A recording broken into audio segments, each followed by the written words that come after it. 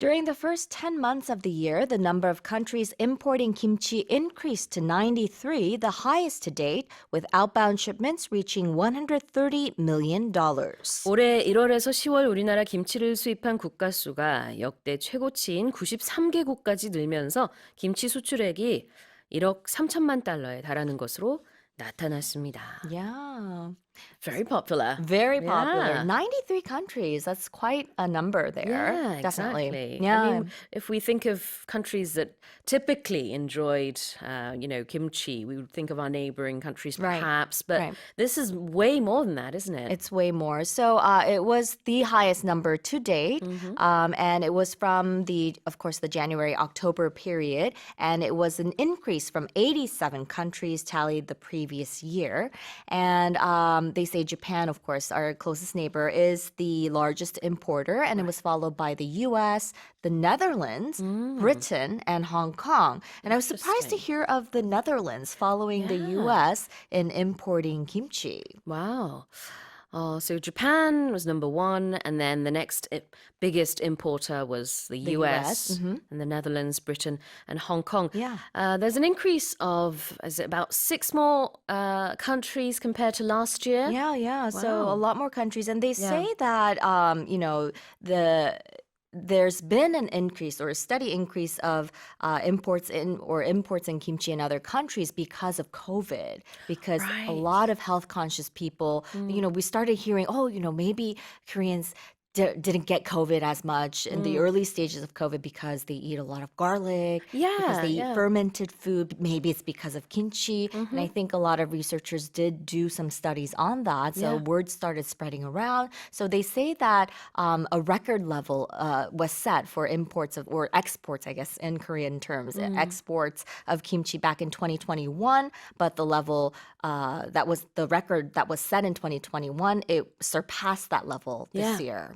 I think you'll remember back when the SARS was spreading around the world. Yeah. It was very hard to find Korean people with this. And again, back then as well, people were saying maybe it's because of kimchi. But, I mean, there's a lot of studies that's been done on garlic and how it helps our immune system. Yeah, exactly. And kimchi uses a lot of garlic. Yes, it's very good for you. It's also tasty as well. Although I think it takes kids some time to get used to kimchi, even in Korea. Yeah. This is my personal experience. But yeah, I mean, there are so many health benefits, as we mentioned earlier on. Apparently 22 health benefits. 22. Yeah. That's why November 22nd is then 22nd. designated as Kimchi Day. Yeah, and everything I think comes together for that day because that's when everyone, starts to prepare for kimjang, for the winter season. So yeah, it's a perfect day for kimchi day. Yes. All right, let's have a look at the main vocabulary. The first one is the highest to date. Right. So when we say something to date, it means until now. So if something is highest to date, it means it's reached the biggest number or the highest or the most until now. To date 라는 표현이 지금까지라는 의미가 있습니다. 그래서 the highest to date는 지금까지 중에서 여러 가지 데이터 중에서 가장 높은 수치를 보이고 있다. 역대 최고치가 되겠죠. 그 다음에는요, to reach something. Right. So to reach something, it means, in this term, we're hitting a certain number or a figure, we're attaining or extending to a certain level or condition. So we use this a lot when we're talking about exports, imports, those figures, trade figures.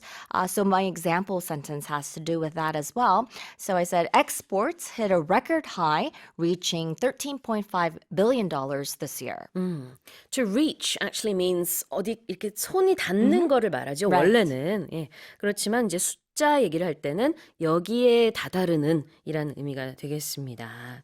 그래서 $130 million에 달하는 그런 outbound shipments. 그런 이제 우리는 수출액이 되겠죠. 그러면 다시 한번 읽어보겠습니다. During the first 10 months of the year, the number of countries importing kimchi increased to 93, the highest to date, with outbound shipments reaching $130 million.